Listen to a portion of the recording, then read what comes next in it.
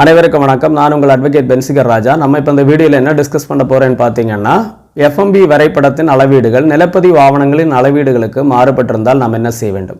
அதாவது field measurement book வரைபடத்தின் அளவீடுகள் நிலப்பதிவு ஆவணங்களின் அளவீடுகளுக்கு மாறுபட்டிருந்தால் நாம் என்ன செய்ய வேண்டும்? ஸோ ஃபீல்டு மெஷர்மெண்ட் புக் அப்படின்னா கள அளவீடு புத்தக வரைபடம். ஸோ இந்த கள அளவீடு புத்தக வரைபடத்தில் என்னென்ன இருக்குன்னு பார்த்தீங்கன்னா, ஒரு நிலத்துடைய சர்வே நம்பர், அதனுடைய அளவுகள், அப்புறம் பார்த்தீங்கன்னா அதனுடைய எல்கைகள், அதாவது பவுண்டரிஸ் இருக்கும். அப்புறமா அதில் ஏதாவது பாத்வேஸ், அதாவது பாதைகள் ஏதாவது இருந்ததுன்னா அதுவும் மென்ஷன் ஆகிருக்கும்.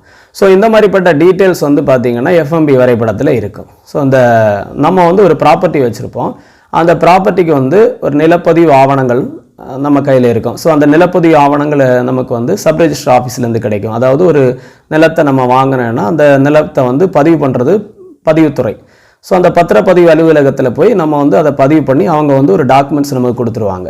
ஸோ இந்த டாக்குமெண்ட்ஸை பார்க்கும்போது நம்ம லேண்டுடைய டைமென்ஷன்ஸ் எல்லாம் கரெக்டாக இருக்கும். ஸோ அதை மெஷர் பண்ணி பார்க்கும்போதும் அதனுடைய டைமென்ஷன்ஸும் இந்த டைமென்ஷன், அதாவது அதனுடைய அளவுகளும் இந்த நிலப்பதிவு ஆவணத்தில் இருக்கக்கூடிய அளவுகளும் கரெக்டாக இருக்கும்.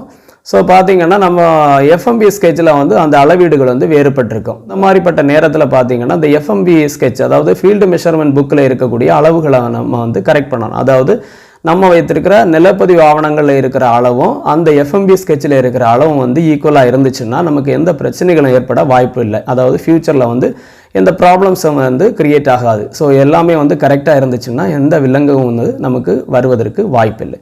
ஸோ இந்த மாதிரி யாராவது இந்த எஃப்எம்பி ஸ்கெட்சும் இந்த நிலப்பதிவு ஆவணங்களில் ஏதாவது வேறுபாடுகள் இருந்துன்னா நீங்கள் என்ன பண்ணணும், அதுதான் நம்ம இந்த வீடியோவில் டிஸ்கஸ் பண்ண போகிறோம்.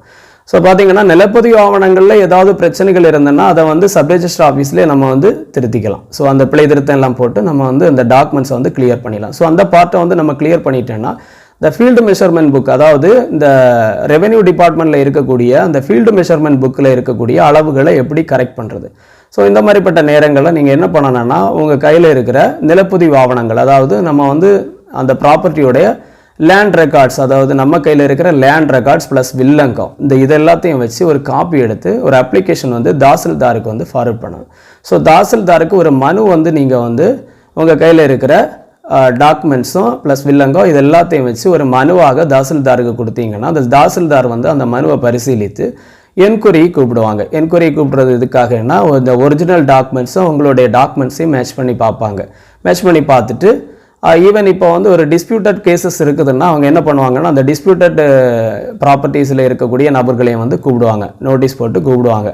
ஸோ அந்த என்கொயரியில் அட்டென்ட் பண்ணி அந்த ப்ராப்பர்ட்டியில் இந்த மாதிரி நிலப்பதிவு ஆவணங்களுக்கும் அந்த எஃப்எம்பி ஸ்கெட்சில் இருக்கிற ஆவணத்துக்கும் வித்தியாசம் இருக்குது அப்படின்னு சொல்லி அவங்க பார்த்துட்டாங்கன்னா அவங்க என்ன பண்ணுவாங்கன்னா அந்த அப்ளிகேஷன் கொடுத்த பார்ட்டிகிட்ட சர்டன் அமௌண்ட் ஆஃப் ஃபீஸ் ஆன்லைனில் பே பண்ண சொல்லுவாங்க. அதாவது சர்வே பண்ணி பார்க்குறதுக்காக ஃபீஸ் பே பண்ணணும்.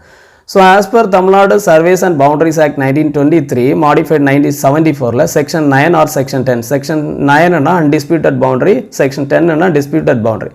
அந்த செக்ஷன் படி அவங்க என்ன பண்ணுவாங்கன்னா ஒரு சர்வே ஆஃபீஸரை ஃபிக்ஸ் பண்ணி ஒரு பர்டிகுலர் டேட்டில் அந்த நிலத்தை அளக்கிறதுக்கு வருவாங்க ஒரு survey officer.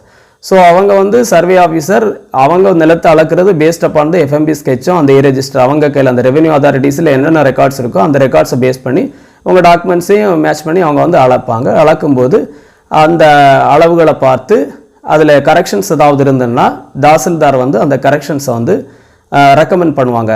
As per Tamil Nadu surveys and boundaries act படி பார்த்தீங்கன்னா அந்த எஃப்எம்பியில் கரெக்ஷன்ஸ் பண்ண வேண்டிய அதிகாரம் யாருக்கு கொடுக்கப்பட்டிருக்கிறதுன்னு பார்த்தீங்கன்னா assistant director surveys and land ரெக்கார்ட்ஸுக்கு தான் அந்த எஃப்எம்பி ஸ்கெட்சில் இருக்கிற பிரச்சனைகளை கரெக்ட் பண்ணக்கூடிய அதிகாரங்கள் கொடுக்கப்பட்டிருக்கிறது.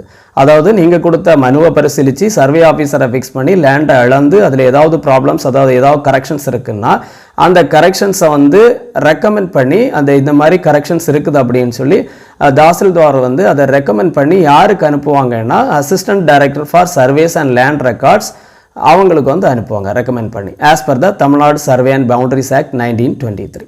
ஸோ அவங்க அதை தாசில்தாருடைய ரெக்கமெண்டேஷன்ஸை பேஸ் பண்ணி அதை கரெக்ட் பண்ணிடுவாங்க. எஃப்எம்பி ஸ்கெட்சில் இருக்கிற எரரை கரெக்ட் பண்ணிடுவாங்க. உங்கள் டாக்குமெண்ட்ஸையும் வெரிஃபை பண்ணி அதையும் வெரிஃபை பண்ணி அவங்க கரெக்ட் பண்ணிடுவாங்க. ஸோ அதை பேஸ் பண்ணி நீங்கள் ரெஜிஸ்டர் அப்புறம் என்னென்ன டீட்டெயில்ஸ் ரெவென்யூவில் இருக்குதோ எல்லாத்தையும் கரெக்ட் பண்ணிடலாம். ஸோ தட் உங்களுக்கு பார்த்தீங்கன்னா உங்கள் டாக்குமெண்ட்ஸில் இருக்கிற லேண்டுடைய மெஷர்மெண்ட்ஸும் எஃப்எம்பியில் இருக்கக்கூடிய மெஷர்மெண்ட்ஸும் மேட்ச் ஆகும், ஈக்குவலாக இருக்கும். ஸோ தட் உங்களுக்கு வந்து பிரச்சனைகள் வந்து ஃப்யூச்சரில் ஏற்பட வாய்ப்பில்லை. ஸோ ஒரு லேண்டை வந்து நீங்கள் சேல் பண்ண போகிறீங்கன்னா ஸோ பார்த்தீங்கன்னா அதை எடுத்து பார்க்கும்போது உங்களுக்கு எல்லாமே வந்து கரெக்டாக இருக்கிறதுக்கு வாய்ப்பு இருக்கிறது. ஸோ இந்த மாதிரி நீங்கள் கொடுக்குற அப்ளிகேஷன்ஸை எதுவும் பரிசீலிக்காமல் பெண்டிங் போட்டு அந்த அப்ளிகேஷன்ஸை கன்சிடர் பண்ணாமல் தாசில்தார் இருந்தாருன்னா நீங்கள் வந்து ரிட் மனு வந்து ஹைகோர்ட்டில் வந்து தாக்கல் செய்யலாம். அதாவது ஹைகோர்ட் வந்து உங்கள் ஜூரிஸ்டிக்ஷன்ஸ் எது இருக்குதோ அதை பேஸ் பண்ணி எந்த ஹைகோர்ட் உங்களுக்கு வருதோ, Chennai high court or Madurai high court, இந்த ஹைகோர்ட் வந்து எங்கே உங்களுடைய ஜூரிஸ்டிக்ஷன் இருக்குதோ அதை பேஸ் பண்ணி வந்து நீங்கள் வந்து ஃபைல் பண்ணலாம், சூட் ஃபைல் ரிட் மனு தாக்கல் செய்யலாம். இந்த ரிட் மனு தாக்கல் செய்வதன் மூலமாக உங்களுக்கு பரிகாரம் கிடைப்பதற்கு வாய்ப்பு இருக்கிறது. ஸோ பாருங்கள், பயன்பெறுங்கள். அடுத்த காணொலியில் உங்களை சந்திக்கும் வரை உங்களிடமிருந்து விடைபெறுகிறேன். நன்றி, வணக்கம்.